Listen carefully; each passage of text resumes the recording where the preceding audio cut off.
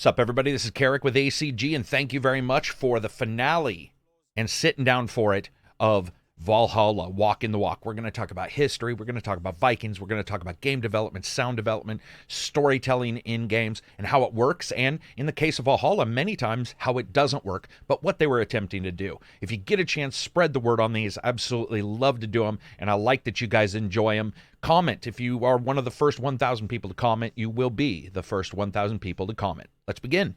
And the first thing I want to talk about is how important sound is and spoken word can be to game development and to building a game world.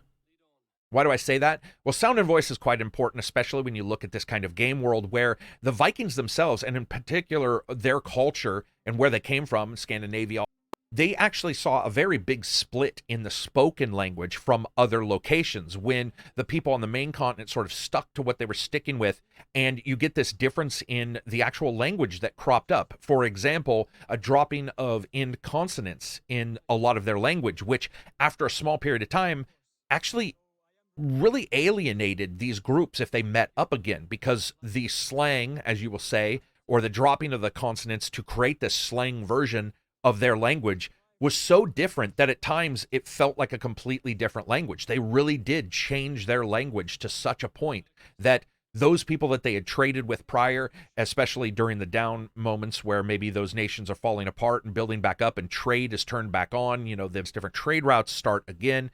And you see this issue where the language doesn't work out. And for world-based kind of environmental storytelling, I got to add sound in there as well. That sound, different languages, different accents, those are world. For example, let's say you're talking to everybody that sound like you, and you talk to a character that sounds completely different or has a very different accent, which is, of course, what we see right here with the Brotherhood and where they're from.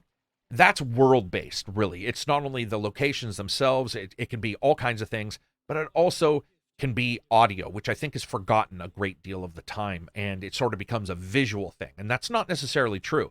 And then we have player-created environmental storytelling.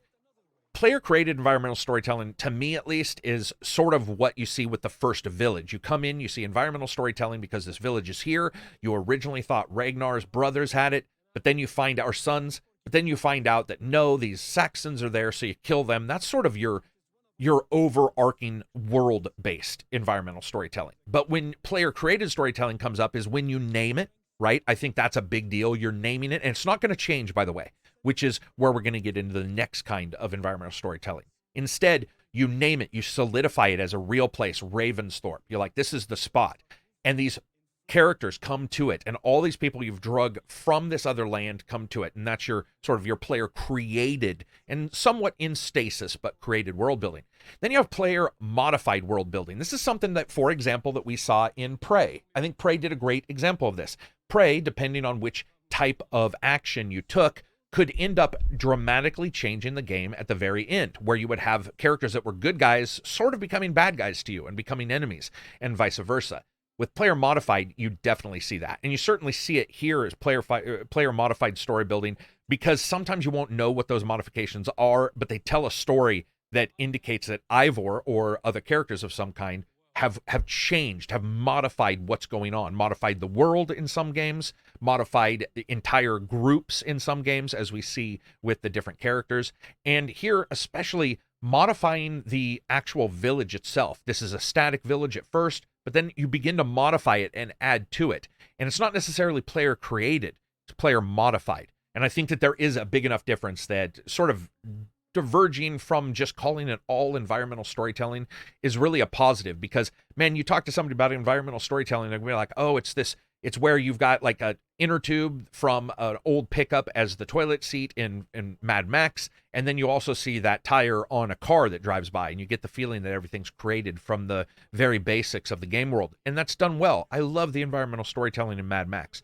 There's other kinds of storytelling and environmental storytelling that I think aren't just visual. And speaking of visual, here is a great bit of storytelling. Eivor is already like, he doesn't want to be an assassin. He doesn't really know what these guys are doing, but they ask him, they're like, hey man, we want you to do this leap of faith, which of course ties it into the other games.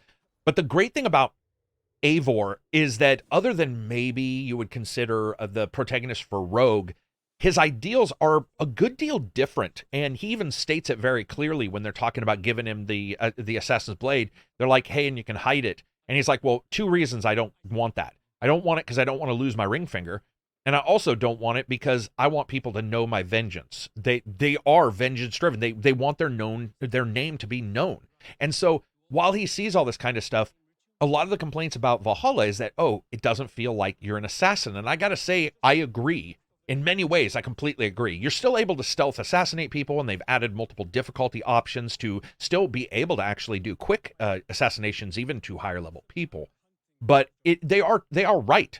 It's not necessarily supposed to feel like an assassin. Instead, it's supposed to feel like, once again, exactly what the Vikings were known for, which was the appropriation of different traditions and different things that worked for them, and to use those later, but not necessarily buy into them fully.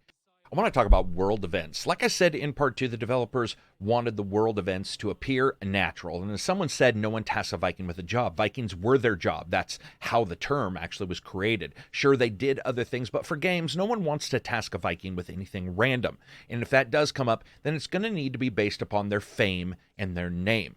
I think future Ubisoft games really need to look at the world events in Valhalla and build them out from there. I would love to see a better hint system about those, however, because a lot of gamers have a little bit of a hard time, a little bit of confusion that can crop up around the world events, especially because they're just sort of a thing that occurs. And if you weren't following the game, you wouldn't be aware of those changes and how side missions have moved to the event system.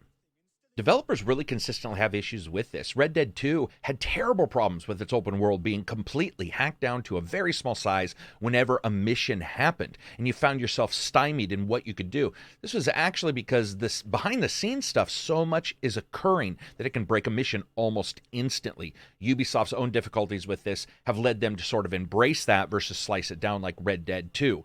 Both are good attempts at trying to fix an issue that absolutely occurs and is one of the big problems developers run into with open world titles. If I had my way, world events would occur a bit more on the side of the visual and vocal initial delivery, where you would get more data, so that gamers didn't confuse them with just environmental storytelling, and instead saw them as that organic open world interaction of a very special and particular kind, and don't confuse the two. And that is something that assuredly did come up with Valhalla. But I don't want to sound like I know what they're doing. I'm sure they're looking at it as all open world companies do look at these. Some of them just go the way of having no real world events at all. Now, let's talk about the Order of the Ancients. This is something that has been replicated from the other games. We saw this in Origins and we saw it in Odyssey. It does feel like the Nemesis system, and I want to point this out, that one of the reasons why we don't have more of a flexible way in which this game works with the Order of the Ancients, and I believe there were cultists in Odyssey. The reason why is because, unfortunately, the publisher for Lord of the Rings games actually got a copyright for the Nemesis system. That's right. They actually got a copyright for that, and that's one of the reasons why you do not see the Nemesis system in multiple games. But I think Ubisoft did a good job with this.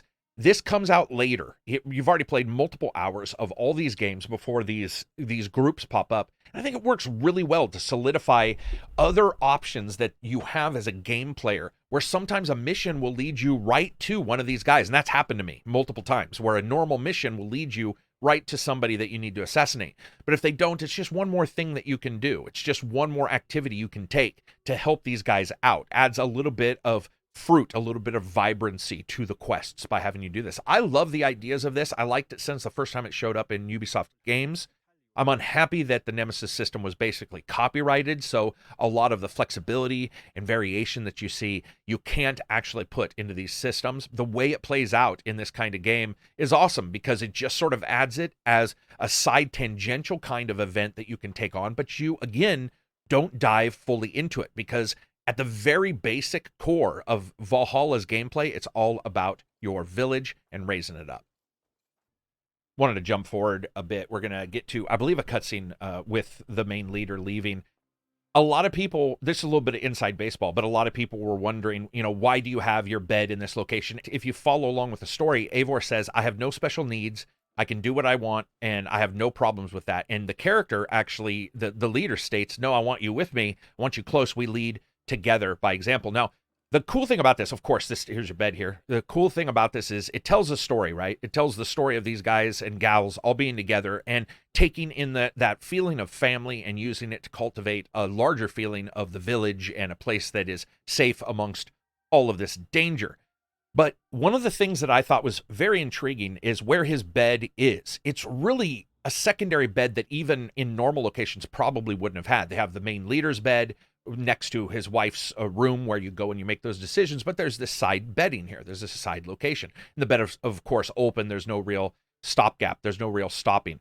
What I like about this, though, is look at this. The moment you come out of here, you see that light coming in from outside, and they do this a number of times in this game, where you will notice that it's always about walking towards the light. It's thematic, and it's not thematic in a way that hits you over the head. Oh, this is definitely the reason why this is the particular way in which it is. Instead, it's just enough that as you get up, you look outside, you immediately will know whether it's light or dark. But it's that mimicking of walking into the light and as well as walking out of a place that is safe to you and into this chaotic world outside, regardless of the light. And whether they chose that or not, whether that was in particular or not, is sort of up for grabs as an answer. But I do believe, especially when you talk to other developers about how difficult it is to choose a main base for a character and what they want to show you repeatedly, I think it's absolutely on purpose. It makes complete sense that they chose to do that and sort of give this moment of respite, this moment of peace for a character as they leave, walking through the finery of that location and then out into the wilds of the world. The artists actually discuss the difference between Eivor and Sigurd and how difficult it was for them to separate them and make sure that they look like completely different characters. This, again, goes back to the voice actor who plays the male version of Eivor and the fact that he actually was looking to be Sigurd. And they were like, no, it doesn't work. We want you for Eivor. But there's this difference that they wanted to make sure they always hit, where every single time you saw him, you sort of felt that difference between the two leaders in some way, looks-wise. And I think they did a fairly good job. They made sure that his clothing is a little bit unique. Some of it you can, depending on what he's doing, some of it you can mimic, some of it you can't.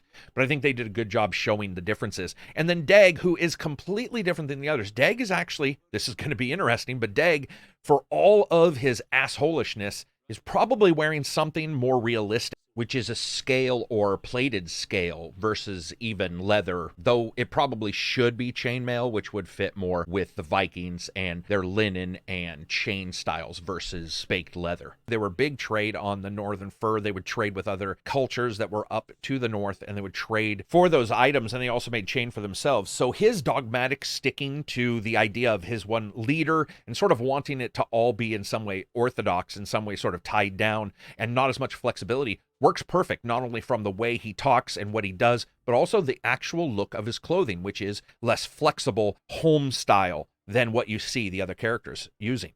I really enjoy these moments where you get to dress up your village, and there's a reason why. There's two things that were different in Valhalla that were sort of askew compared to Origins and Odyssey. And in Valhalla, all these weapons, they're not procedurally generated that you get. These are like major weapons that they've sort of touched and put a hand on. One of the reasons why they chose to do that in Valhalla is they wanted to make sure that people understood the resource management that would have existed in these particular times, that you wouldn't just be getting a ton of different things. So instead, they concentrated that into building supplies, and then a lot of these weapons are in very specific drops and how you get them. So it's not really done in the same way as the other games have been. And I like this because as you get the different resources, as you get the different statues, and you sort of put everything into place, you can identify your village as a place where every single item was worked for. Now, of course, there's microtransactions. We can talk about that later. I definitely don't like that those are in the game, but I want to talk about items that you actually get from battle. And I have a couple microtransactions in here for sure.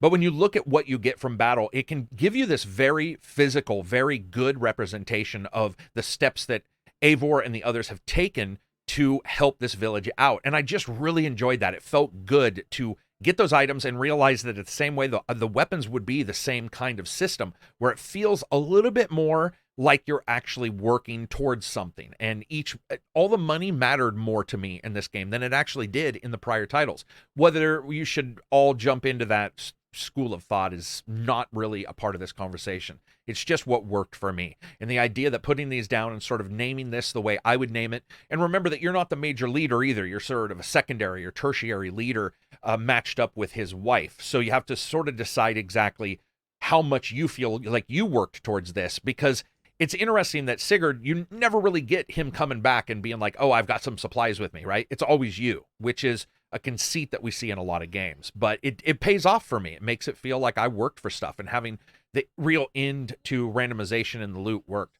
Now here you get these barracks, and it's always interesting to me that not only do you get these barracks for yourself, but later on you sort of build a barracks or at least a port and boat area for a completely different group that's not connected to this guy. But I like the idea that you basically get this character, and it's very much in keeping with Dragon's Dogma and the pawn system. When you end up making your own and buying this to level it up and making your own Viking secondary Viking friend, the idea that they go with you on raids, that they can have their own story elements, at least on the side. It's obviously not major stories, but you have them. And the idea that other people who are playing the game can get them, it's very, very pawn-like, and it works quite well. The characters don't necessarily have big story moments, these characters that you make, but the ability at least to have them and sort of feel like you're making a point by getting them and outfitting them with various weapons and items works. It works well for me. Also being able to see them on the ship and being able to jump in here and adjust the ship and adjust the port works. So we talk about this, world building a lot. Like how do the characters work in the world itself? There's a lot of different things that we saw in Origins, which was fantastic. They showed them building different monuments, different things. What happens in Valhalla is a little less. Now, Valhalla, you got to understand, they're also trying to replicate the actual world. Most of the men would be out doing hunting or gathering, always a resource item, sort of kind of banking that they would be doing. They would be jumping on boats and doing that. And we don't see that as much here. What we see a lot of times is just people hammering together a shield, doing different things. This guy's fishing. You'll certainly see other characters sharpening weapons. You'll see them look at those. I think that's really good environmental storytelling, but it doesn't come to the area that Origins did. Origins was nuts. There was a lot of environmental storytelling in Origins. However, I'm going to renege on that just a little bit and point out that this is a brand new place, and technically a lot of that action and those side characters would be going with you on events. But still, it's just one of those things that you sort of notice. There isn't as many characters doing that idle work that you might hope to see. We do see it in other cities. This is something that I found very interesting. We're going to jump to another city here in a moment. But in other cities, you see a lot more work being done than you do here. And that's most likely just to indicate that these guys and gals were much more into the raiding part. They're going to show you that side stuff, but it's just not going to be as important, even though technically in Viking life it was. We're going to do a bit more sailing, and then I'll jump us forward a moment or two. When I first got Origins and started sailing that vessel around, I was just so enamored with the way it looked and the way it felt and the alien beauty that you see in some of these other locations. And that's definitely demonstrated in Valhalla, especially at night, with the color and everything just spreading out in a way that seems so unique. And you still see some errors with the actual lighting itself because this is not ray traced. So this is a game where there is no ray tracing in the version I'm using. And that means it's not perfect. It still looks very, very good, though. And I like the idea that they actually went out and they tried to identify how do you make that water look different, as I said before, and those different colors, but also the plants. One of the things you'll see that existed in Origins, of course, and certainly in Odyssey, is that you have a lot of waterborne plants. Of the 80 different items that they chose, they had to also choose ones that were specific colors to make sure that all the flora and fauna, the animals, all that stuff made sense. They also had a lot of underwater plants. And so you'll see that, something we've seen prior in algae, for instance, or in seaweed. But here we see it in some of the more, I would say, some of the more very unique looking waterborne plants that we see in a game. I actually like these probably the best. They're just very cool. A lot of times you'll see them on the sides, you'll see them around docks, you'll see them in places. And even this grass right here to sort of warn you that this place really has a shallow draft compared to most other parts on this river. And again, understanding that the way these ships were made, there was only about 1 inch between you and death. That's how deep the wood was. That's how thick the wood was on these ships. And these ships, by the way, also went into the ocean. It was such a crazy building ability that these guys had. And, as I was talking about the flora and fauna, that's cool and everything. But the idea that the developers really went out to try to find out the information and how they built the ships is vital. It's very important. If you look at some of these ships, you're going to see little stencils on the inside. That was quite well known and a normal thing. Shipwrights would actually put in runes on the side of the vessel on the inside. But what's even crazier than that, they've got the shields, as I talked about, on the outside. All of this was made by one one tree for the center part. So they would use one tree for the entire bottom of the boat. And it would allow them, when they used this young green timber, it would allow for them to build ships where that wood could bend a bit. They would put that wood together. And they had various different ways to build ships. But the interesting bit about this is that the shipwrights had to test ship building by sending Vikings out. Meaning, as other people have joked around in the past, I'm not the first person to say this, but if you were a shipwright and one of your ships didn't come back, you either had to say, okay, maybe they found what they were looking for and they don't want to come back, or they're dead and it's because of me and I built the ship wrong. And their ship building and shipwright was also oral. Remember, there was no written language for them to pass on the data of building a ship. This was quite literally one person memorizing what worked or what ideas they had and telling another. And these shipwrights would get together and they would build these ships. And if it succeeded, they'd be like, okay, this is what we need to do. If it didn't, or if the Vikings returned and said, hey, this doesn't work so well when you add in a bunch of booty. So what do we need to do? And you would change it around. It's just a very crazy idea that they were just shipping all of their people out. And if the people didn't return, they would have to go, was it the boat? And continually refresh that knowledge. And again, without written word, that's even more crazy. The idea that just a person for many years would be building it and slowly after a period of time would say, okay, this design apparently is good. I really enjoy finding all of these ruins and the various different people working around them, understanding that the Vikings and the time period, at least for this one game, is after one of the great nations of the world, if not the greatest, has fallen. And the idea that you are really inhabiting the ruins that maybe they inhabited prior from another group. And this is something that actually flummoxes a lot of archaeologists. When you find a spot and you start digging and you're like, okay, which group are we actually in? And of course, they're looking at layers of dirt to identify particular items that all come from the same time. But there's a lot of question marks on where the trading came from and how exactly it was working. The hack bracelets, as well as just the overall money that was there. How did it get there? Did it get there via trading, via looting? Did it get there during one of the time periods in which the Vikings just didn't have the greatest overall time with trade? Or did it happen during a very high time for them where they were trading a great deal? And the Vikings, one of the things that they did was they always came into whatever place, whatever market. And the first thing they would do is they would do an offering to the gods to make sure that they ended up getting a good deal on whatever trade they had. So maybe they're trading for furs, maybe they're trading for, some kind of jewelry, that kind of stuff. They would trade this, and if they didn't get a good price, at the end of the day, if they didn't get a good price, they would go back to this altar and basically say, I didn't get a good price for this. They would still put money at that statue, but then they would stick around until they did get a good price. And that just goes to show you how many times these guys would just try to figure out which god it was, who was going to pay attention to them, and the assumption that the moment something worked out for them, it was not only the gods, obviously, it was their hard work, of course, but just how flexible they were in trying to figure out who it was that was making adjustments in their life and what they needed to do. Also, remember this, once again, a lot of ancestor worship, so they did the same thing there. I love this scene here and just how far you can see. One of the things I've noticed is that when you look at Ubisoft's games, you look at a lot of open world games, but in particular Ubisoft's, and you look at Far Cry versus Assassin's Creed, I truly believe, especially because I just played 5 some more and a little bit of 6, Assassin's Creed really has pushed that draw distance out an amazing amount. And we're talking about in like for like kind of instances, maybe a tree forest somewhere where you're standing. I'm actually really impressed by how far they push the draw distance out. Now, you're going to get LOD popping at times, which, if you don't know what that is, it just means it's switching a bush that's far away from a very low detailed item to something more mid-detail and then possibly up-close detail. But I know a lot of people will see a character like Magni and go, I just, I'm not a fan of the way this character looks. I wish they would spend more time on it. And I get it. I completely see where you're coming from. There's a couple things that I'm pretty impressed by, and that's that, for example, their facial hair, while it's not perfect, it can be pretty ragtag. In fact, I still think it's better than a lot of games that I see where they're not doing half as much as a Far Cry game. That is pretty cool. Hair is pretty cool. You see a lot of clipping on armor. They're obviously not worried that, for example, Eivor, when you put a long beard on it like I do, you can see all that clipping. I don't care. I've got it on there. It's not killing me. I think it's fine the way it is because he looks cool in his cutscenes kind of stuff. But it's just really impressive to see them take this. And this is Anvil 2.0. And the idea of having worked with Anvil, having adjusted it in the prior games, especially in Unity, where they introduced the meta AI. That's really where Unity started everything, was the meta AI and the desire to put a bunch of people on screen.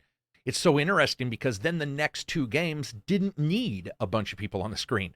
So they did all this work for Unity, and it did have its issues. And then they switched over towards two games that weren't most of the time requiring a ton of people on the screen, like the crowds that you would see.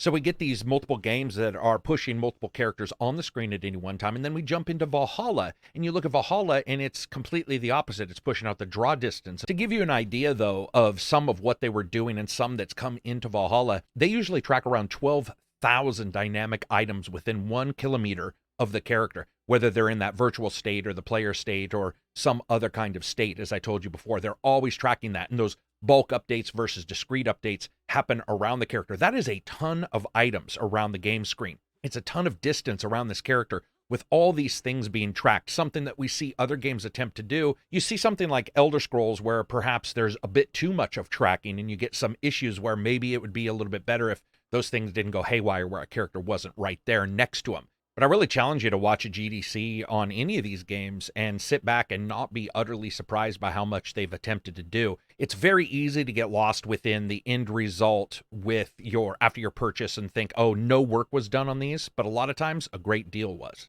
And that's easily one of the largest misconceptions or misrepresentations of a walk in the walk video that I see a lot of times, where somebody will notice that I have rated a game a weight and then I do a video walking the walk on it and they're just beside themselves. They can't believe that I spent any extra energy on a game I didn't say was worth $60 day one. So I've talked about this before and I'll talk about it again here. The sound issues. Yes, it is true. Valhalla had some sound issues. I definitely noticed while I was doing the review, but they just sounded odd. In fact, they sounded odd enough that at times I thought there was a chance that it was related to the story because I had never heard something like this before. Just a slight different tonal change to them.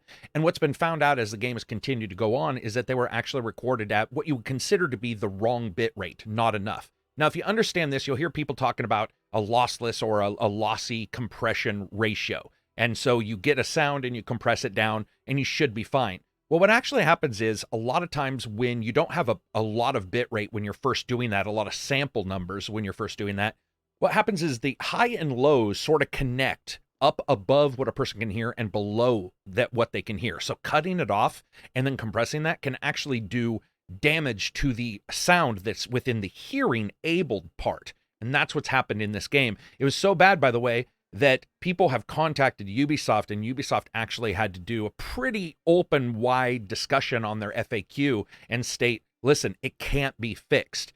It's just not going to be possible to fix this. They would have to condense it. They would have to figure out a way and upload it again into whatever packages you have in your systems, and they're not going to do that.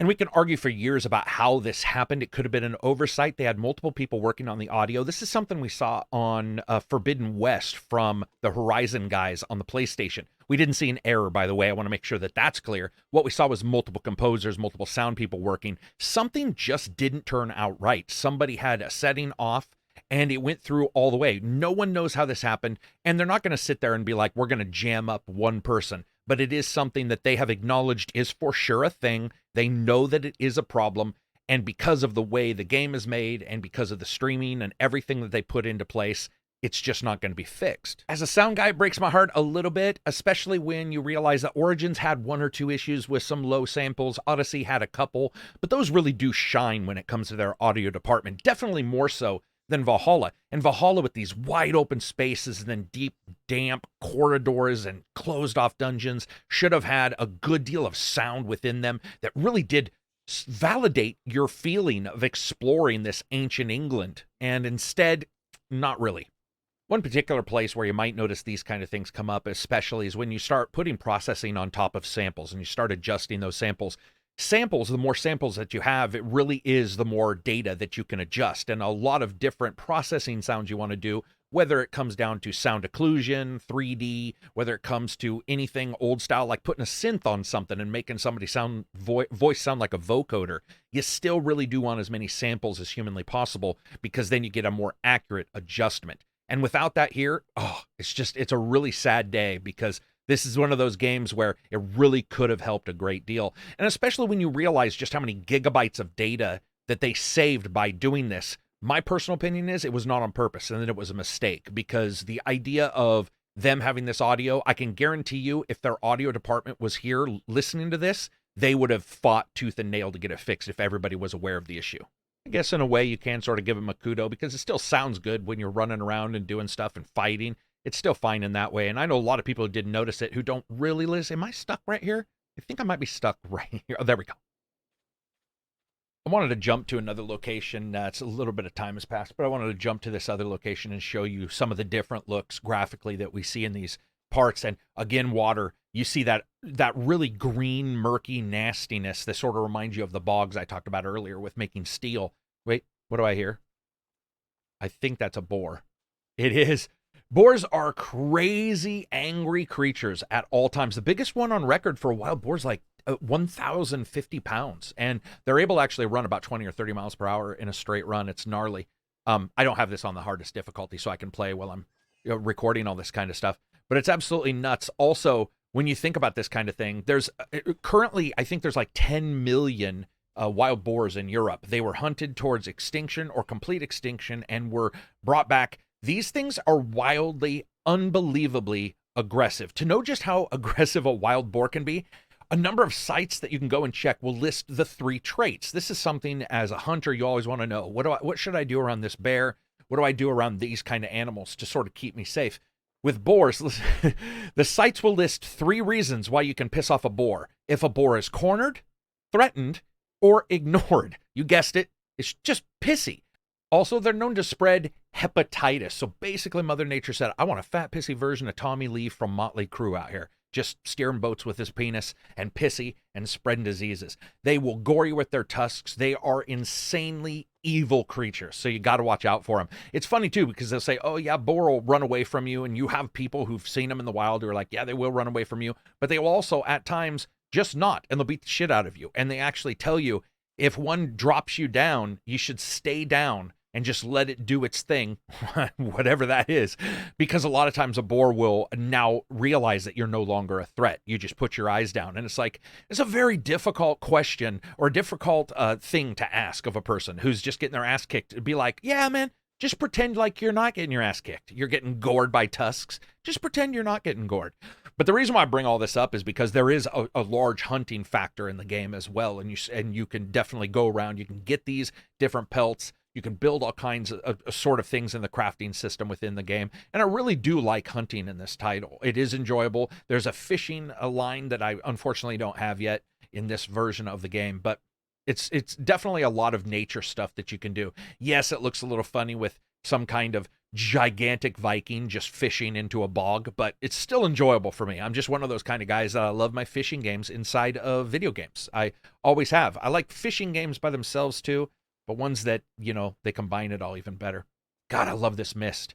It's just so great because the developers, with issues with Valhalla, of course, many of them, but you start to see what they were trying to do environmentally, and I think they actually hit it, especially when you see this sort of mist that can creep up and move around. You also hear some slight alterations to the audio, because one of the things that occurs with mists and occurs with very heavy clouds, that kind of thing, are basically acoustic changes that occur because the sound wave hits that particulate, and if the particulate is thick enough, it will actually change the audio, and it can cause some really scary sounding things. I've been on the Pacific Northwest out near the beach, and you get a super, super thick fog, and it can honestly confuse you on where sounds are coming from, not just because you can't see it, but because the way it affects the actual audio. I'm trying to see if I can hit that. Ooh, that's not a bad one. That's not a bad one right there. Oh shit. It's not. Is he coming back? Nope, he's just going to run this. Oh, no, he's gone. As I'm moving around here, another thing about the voice actors and just audio in particular. So you've got the sound issues. I think with the music, it sounded great. There was times where you can actually adjust this in the audio settings. You can make it play some of the audio sounds a little less if you choose to. I don't want to use the Raven. Let me get that back. And that's fine. But when it comes to the voices, I actually really thought Eivor was awesome. That actor nailed it. And I think that Yes, he had applied for a different job and didn't get that, as I said earlier, but I think both actual actors nailed it. I think they did a really good job. And they were talking in particular about their auditions, and there were 4 audio directors in the game, and trying to get into their spirit, get into the identity of these characters. For the actor who played Knut, obviously it's not going to be as hard, right? Because that's where he's from. But as I said before, him throwing her number down and letting sort of listen to some of her stuff, she was actually involved in 2 or 3 other movies and TV shows. She's actually a TV show actress, was in a lot of those. And when she got the call, and as I said earlier, she's on her cell phone out on the deck screaming and yelling, worried her neighbors were going to think she was a freak. As she's out there yelling and stuff, she just didn't think she was going to get it. She just didn't even really know what it was, because they were sort of quiet on what they were offering and what this game was. I personally think she did a great job, and I've been impressed by the voices in this game through and through. There was Eivor's mother's voice. I dig her voice, man. When they're talking, when they're screaming, it sounds like they're really there. I'm going to change to a different spot. Okay, this is one of the world quests. I know I'm near it. I just have to remember exactly where it is. But this is close to one of the world quests and world events. And I wanted to talk a little bit about Ubisoft's desire to do the world events in a slightly different way. And it actually caused a lot of complaints, but at the same time, it makes sense why they want to move this way. So the world events were going to be the events that were out and about, that weren't going to be connected all the time with events that were occurring on the quests, which, as I stated before, had you returning back and forth to the different areas that you sort of take over. So for the most part, Ravensthorpe, and your ability to do quests there, because it didn't make a lot of sense for this character to be tasked with things. So what they did with the world events is they did grab a couple ideas that they wanted out and about. And these world events aren't tracked like everything else. And this is one of the ones, whoops, I forgot. I thought I had swim on that horse in particular. Out here, this is one of the world events that you find, and they don't track the world events in the same way that they track the other kinds of actual quests. And this caused a lot of complaints from gamers. A lot of people were very confused. Even some magazine outlets doing interviews later on had asked about this and not really understanding what Ubisoft's exact idea was behind it. I think that they could have maybe informed you multiple times that this was a special thing and that they weren't going to be tracked as well, because I know a lot of people who played these would get a quest and they'd be like, I don't know where to go. And you would have to sort of figure that out. And many people weren't necessarily prepared for that. This is not altogether new, though. We did see these kind of situations pop up in some of the older Assassin's Creeds in some way. For instance, Syndicate, and I believe Unity also had the sort of detective games, if you want to call them that. Nevertheless, I do think Ubisoft probably could have informed people just a little bit more, maybe given them 1 or 2 events to have a tracking system with, and then say, at this point on, we're not really showing you the tracking. I wanted to jump to this location so you can see some of the ironworks and the different ways that Ubisoft does to make sure that a game world, at least in some way, mimics their original intentions, their original ideas. And I really do enjoy, this is probably one of the first places where I was like, man, I dig this spot. You have all the different smelts, all the different kind of machinery on the side, or what we would loosely call machinery. Not a lot, it's more like bellows and a furnace. But you see all of the different burnables that they have, and the character's really moving around and starting to do more in the larger locations. This is something that's replicated in the bigger cities as well.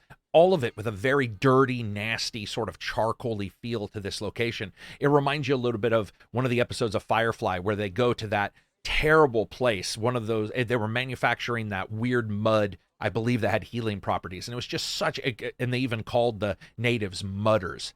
And that's what this place feels. It's nasty. It's dirty. You can see it. It looks hot. This is a location that is done very well. This is a spot where it really works for me. And it feels like they were coming into their own with making some of these locations, the different furnaces and how they did it. And as I talked about earlier, especially when it all started, how different metals were being created. You see it in Norway, of course.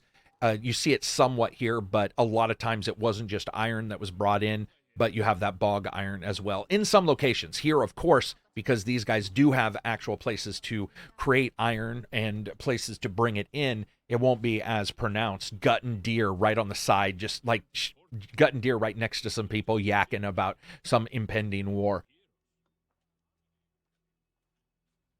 Also, the differences in the buildings here, far more utilitarian, far more fort-like, and you can feel that as you go into these towns. And it's very difficult for a developer to say, okay, we want to show 55 of these, nasty aged towns. How do we do that? How do we make them look unique? And I would personally say they've done two things in particular. One, of course, they've just made them feel like there was no ability for them to use some kind of system to flatten all this out. So you get a lot of that verticality. Even small locations are vertical because people are just busy doing other stuff. You see the wood in place there to stop people from, and the dirt from sliding. That was a way to gain traction in old towns where you had to put that down to stop people and stop the mud and the dirt from actually going away with the rainwater. But it's just a fantastic, nasty place, and it feels really emotive. Something that I think your own actual space that you go to, Ravensthorpe does that, but this place and a couple other cities really do nail it and feel real. They feel lived in. You do have a situation, of course, with a lot of debris here that doesn't necessarily seem like it would be left out. But as you start to look, you can also see that their trade is different. Something that a lot of people thought the Vikings were sitting there and it was always fields and they were, of course, creating barley and stuff like that. That is actually not correct. There were entire spans of time where they just really could not farm in the areas that they were in. And a lot of it was meat products. A lot of what they did was more around cows and just different cattle and that kind of raising for meat. And it actually took a very long time for them to figure out how to grow things. When they did, they actually did stellar in some places. In fact, there were a lot of people later on to be like, wow, these guys can grow shit in the most obtuse places. But it took a lot of time to get there. And this is cool. I like this synchro spot. Let's go up here. I dig this. I also like that if you look at the clouds and you look at the sky, it's really difficult to see just how many different colors there are. It's not that blue, it's that purple, right? Something about it. And that purple is washing over the entire landscape. And it gives it that feeling, that colored feeling. Like I said before, they wanted to make sure that every single region in the game had its own feel to it when it came to the color work, not only of the buildings, but also the flora, and to sort of figure out how they were going to do that. It's very cool looking. And we're going to do a dive off of this, which is sort of weird that there's, just a bunch of hay laying around. But you know what? It's been since day one. That's just sort of their thing. What would an Assassin's Creed game be if you couldn't leap out and, possibly kill some poor child playing around in the hay? Also, as I talked about the forts at the starting and the different forts here, the different setup that they have that very sawtooth look to all of their setups here, which you don't see in any of the Viking forts. They had a completely different way of doing it. They would usually use sharpened poles like we see in some places here, but they didn't have necessarily the exact design. And that really does work. It sort of sets all of these locations just a little bit off, a little bit different. And as you go in here and it's nighttime, you do actually see some characters lighting fires where there were none originally, which surprised me because I don't think I've seen that in some of the other Ubisoft games. I could be wrong, but I feel like that's something that's new to this, or it's some kind of a system that's looking at places and identifying, hey, this is a place that probably needs more lighting at night, where in fact I haven't seen a character doing it. It's usually when I come back. Here's the tannery. Something that a lot of people don't realize is a lot of people see the Vikings and they think very particular armors and stuff like that, and they aren't aware that a good deal of what they got, they were trading in a two-part system where they were trading with other tribes, other cultures. They were taking those pelts and those items and then trading themselves for something else. And you'll also find out that a great deal of their trade revolved around amber and the amber trade routes, which were huge at the time. Amber was considered incredibly unique. It was one of the most unique bits and materials and elements that people had seen ever. And it was a huge driver for trade for years. A lot of people were trading the things you would expect, the steel, the weapons, that kind of stuff. But when amber came into it, there is every indication that it took the world by storm, at least these guys and their world by storm. It was a massive deal for the longest period of time. And in fact, amber went away as a trade item for a great deal of time until there's sort of a recorrection of all of the cultures coming back and that ability for them to pay for particular items. And you see once again, those amber trades actually open back up. Those trade routes open back up.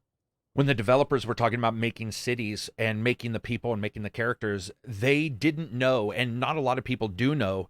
In fact, we haven't got too much data on everything about the Vikings. It's one of the reasons why historians are always arguing about the Vikings. And though the Vikings here in this particular game now are sort of coming into other cities and doing those invasions and doing those attacks, there was a lot of discussion about what exactly were the Vikings. Were they traders? Or were they just raiders? And the overall consensus seems to be that we're going a little bit away from them just being raiders, and they were actually, again, flexible, where they would trade, they would also raid, and they would turn right back around and trade whatever they had got in those raids fairly quickly, indicating that even in the next town, after they had raided another city, they would just come up and they would show up as traders without any kind of attacks at all. They would basically just, it's a little bit like a video game you might see in Skyrim, where you kill a character or you kill something or do a quest like 5 feet from you and then go trade it in. But in a weird way, they were like this. Okay, here we go. We've got, we've got a quest for him. But I found that interesting, and there's been such a disagreement on exactly what they did and how they did it.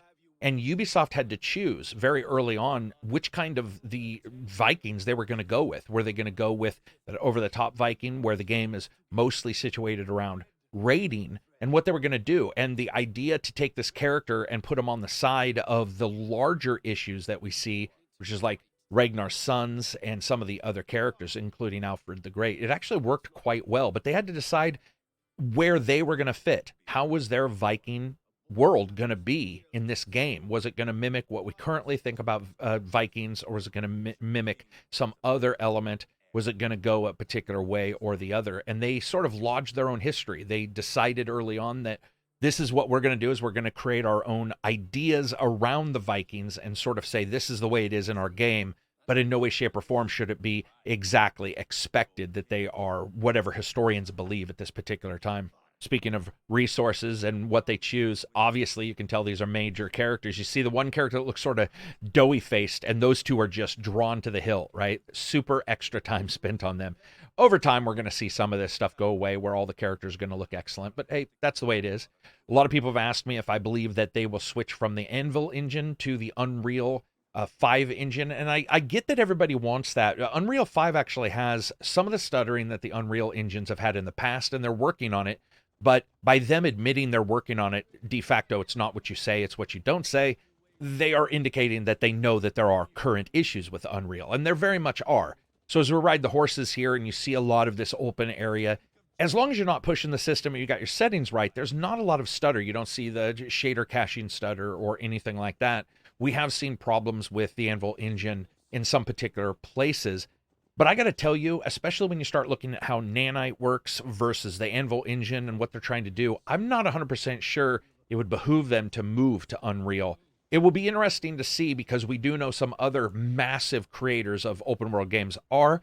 There's a particular issue with Nanite where the developers really are pushing the understanding to other people who are buying this engine, not buying it, I'm sorry, but using this engine. And that's that foliage doesn't get the same benefits that other items do because of the nanite system. It's not, I wouldn't call it a weakness, but the nanite system doesn't necessarily work incredibly well with foliage. Now, that doesn't mean you can't have an amazing looking game. You can, but if you want to see the improvements that we're seeing in some of these videos where you have rocky shores that just look impressive and unbelievable, one of the reasons why we're seeing cityscapes and rocky shores versus a ton of forests, though we do see some forests for sure in the demos, is because nanite itself does have a couple issues there. And this is directly taken from some devs talking about this who actually work on the engine.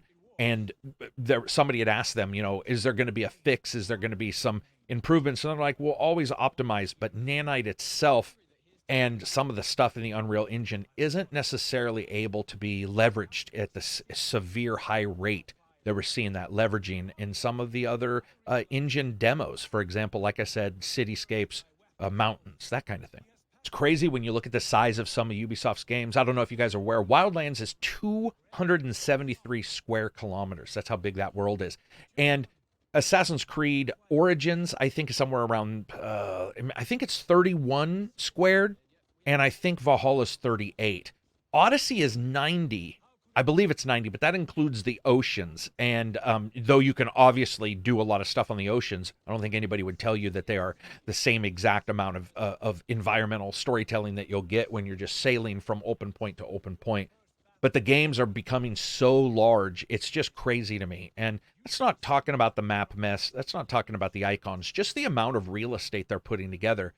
And the developers were talking about Anvil and how easy it was. They were showing some videos, which you can see in GDC, and they're drawing out different mountain ranges, they're drawing out different roads, and they're like, we can put a road here, and it works perfect. And then they have real people look over the top of anything another person has done and sort of are able to identify, and they can track that. So let's say I'm a developer, I like this area, but I want to draw a little circular road in this spot to do something crazy. I can do that, and then other developers can actually see that has actually been changed, and they can go and double check it, verify there's no issues, double check situations that they've put, maybe quests and quest markers. Because just like any game, this game does have a nav mesh, obviously, and people don't know that. That just means the system draws a navigation mesh over the world and says this is where enemies and NPCs and players can interact and go and move. In some spots you can't, for example, the trunk of a tree. But what can happen is you can end up having somebody go and use the tools to draw a bunch of stuff, and you can get some oddities there. And even though the game knows, hey, I'm not supposed to put a tree in the middle of a road, well, that doesn't make a lot of sense, because there might be some places in the game world where you would want to put a tree in the middle of the road. For example, a place that's just really been taken back over by the forest. That would make perfect sense. That's where a person would come in and do those adjustments. I just really like this ride, man. I'm just sitting here as we're talking, and I'm like, damn, this ride and this location and the change of foliage as you move between regions, and just the way everything feels. You know, there are some parts, oh my God, it's going to go, yep, I knew it. That's one of the things I've noticed, is that you'll get those. And of course, this is what happens in real life. Anybody who knows and they've seen an animal in the center of the road, a lot of times the animal will panic, and these animals are going to get rolled. An animal will panic and go back in front of you. And I just knew that was going to happen here. So occasionally you see that. There's some really cool old forts, and you get that idea and that impression whenever you're traveling, that this is a world that's seen multiple conquerings, multiple different times where things have gone good and bad for them. And the Vikings are this new bad, you could say, or at the very least, this new conqueror type. I believe this is a cutscene here. If it is, I want to describe. Yeah, it is. So this is one of the most poignant cutscenes in the game, at least to me, or the most pointed, as in something I remember for a long period of time. And the real reason is the emotion shown by the characters. So we talked about this automatic system that they can use to sort of generate cutscenes. But the thing about this king, man, it's like right there. He just looks at him. He sort of throws his eyes up in the corner. You can see that anger and that desire to not agree, and the ability for him to come forward and sort of lean into the discussion itself. And this is something that the developers have talked about in their GDC, where they can actually have multiple characters come in, and you can have this situation where a character who is talking will look not only at the character that has just talked, it actually has a counter. What it'll be like, it'll do a check and say, make sure to look at the character who just talked. But you can actually have all these reactions from other characters that are sort of automatically generated, and then they can go back and look and pare it down. And that's what you see behind him, the character shaking his head, looking up with his eyes. Guys, this is such a blast compared to some of these older games that we're so accustomed to, or games that I love, which are, your B games. You can see some of that technology there and see just the emotion in this moment. This is something that really reminds me of Red Dead 1. When we saw Red Dead 1, where John, right at the starting, goes up. I believe it's Butch that he's talking to, and there's this back and forth between those characters, and you see that emotion there, and that was, of course, handcrafted. But here, a lot of this is, yes, for sure handcrafted, but at the same time, also, much of this might have been originally sort of generically put together using their auto discussion system, and then they went in and maybe added and adjusted how everybody was going to talk. I really dig it, man. There's like that really quick nod of his head, that anger you can see. And again, they do, while they have the dubs and the subs, and they've stated, it's they can't do automatic stuff changed because of the dubs or subs. They have stated that, but they can go in and adjust it themselves, which I was talking about earlier, where perhaps anger doesn't make sense in another nation, another language. It doesn't make as much sense. So they go in and they adjust that for the different characters. But I just love the anger, the difference between the guy on the left who's soul tired. Look at that. You can literally see how tired he is of this situation. You can see him understanding the mistake his king made. And he's like, well, guess what? You do what you want to do. I'm going to back you up because you're my king. And the king just ignoring all that. You can see it. You can see that guy being tired prior to it cutting to this moment. I'll probably wrap it up now because I wasn't aware how long this had gone. As I move around, I had just leveled up and gone to different places. And this is one of those spots where the beauty of these games, especially when it's very easy to always be negative. It's certainly something that all of us can have a problem with and have an issue with. And you look at Assassin's Creed Valhalla, over $1 billion. And a lot of people have been like, well, was it microtransactions for that? Well, listen, Odyssey had microtransactions and so did Origins. But the fact is that Valhalla absolutely nailed it for them and shows a great deal of success for Ubisoft in this particular element, in this particular style of game. When you look at $60, right, what are you getting for 60? And especially now as it's been patched up, and to sort of revisit this and walk around and look, I gotta say it's mighty impressive when you look at something that's just this detailed as I'm walking through this, and at a playable frame rate, mind you, while recording. It's just really impressive. And despite my personal issues with the game and my enjoyment, I do have to look at this and say, when it comes to a lot of elements, when it comes to the work that they've done and their attempts at trying to deliver to you a unique character in a unique time frame, they did and have nailed that. And there's a lot that's going on in this game, and I can see why so many people loved it. It didn't really grab me. And you look at it, it's not something that has to do with the fiction that's on TV at this point, whether it be Vikings. Now we've got a new Vikings TV show. I'm going to pop to this new location here so you can see my boat. Last Kingdom, I think, is the other show with a character that I really absolutely adore when it comes to this time frame. But this is something that I haven't even shown you guys the other lands that you can go to. And there's this much stuff to cover when it comes to the back end. There's this many amazing things to look at. It's fairly indicative of where we are as gamers to still come out of this and be like, it's okay. It's really impressive to me in what all these companies can do. And looking into all of this information, everything on how they put the game together, even just how they were looking at HUD elements. And I've talked about this before, turning off the HUD elements, whether you leave this map up or not, or you turn it off. Some issues that Ubisoft has is that a lot of times when you turn off really what I would consider to be basic functions, from the HUD, you can actually lose some of the ability to interact with the game world, which is sad. I hope they continue to fix this.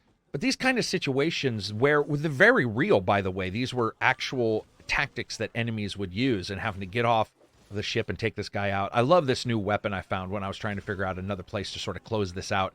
I just really dig this weapon. But you have all of these characters, their abilities, their exploration. I can see why, I missed that special move. I can see why people were so happy. He poisoned me, damn. I can see why people were so happy with all of the different things that you can do into the game.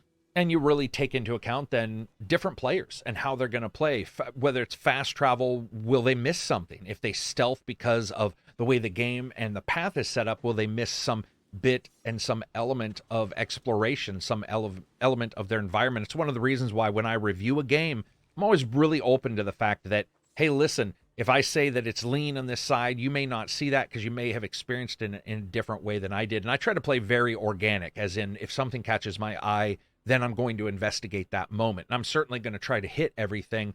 But at the same time, with just the massive size of these games, it makes a lot of sense for us to look at these and say, oh, you know what?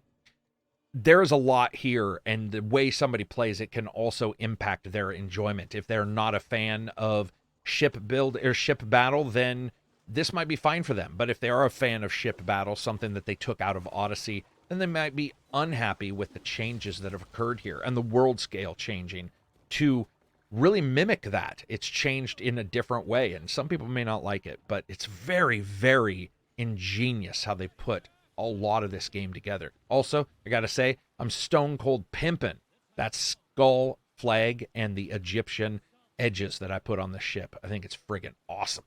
Also, when you hear some of the developers talk about these larger games, not just Ubisoft games, which have gotten very large when it comes to just their surface area, and I know some people have issues with that, and I get it, but the thing is the way that they do their games is going to be different than somebody else, and I know that some people will be like, man, we really need to pare down Ubisoft's games, but it's like, if this is working for them, we just sort of have to be like, let's get that game from somebody else. That's just the way it's going to be. It's going to be unfortunate, but that's how it's going to turn out. But even putting down the mast, these elements that we see in these games versus someone else, and the work that they've done, it's really important, I think, as gamers, that we just sort of sit back and go, I get it. This might not be for me.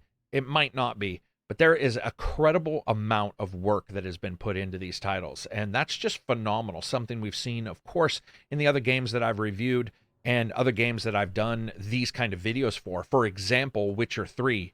Of course, we can all come across and say, Witcher 3 has some spectacular work. But your success is never any kind of thing that you will for sure replicate. When we look at the success of Witcher 3, I think a lot of people went into Cyberpunk and were like, this is going to be ultimately successful because of Witcher 3. And it's like, no, that's in no way, shape, or form is that actually true.